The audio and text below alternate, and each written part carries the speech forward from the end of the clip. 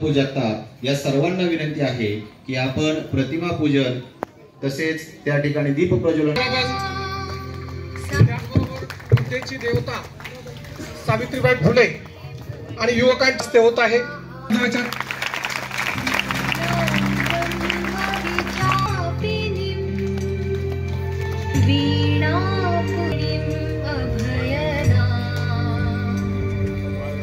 ज्योतिर्गमय या वाक्याप्रमाणे विद्यार्थ्यांच्या आशाच्या वाटेवर घेऊन जाणारे आजचे हे सर्व प्रमुख अतिथीगण या त्यांच्या शुभ हस्ते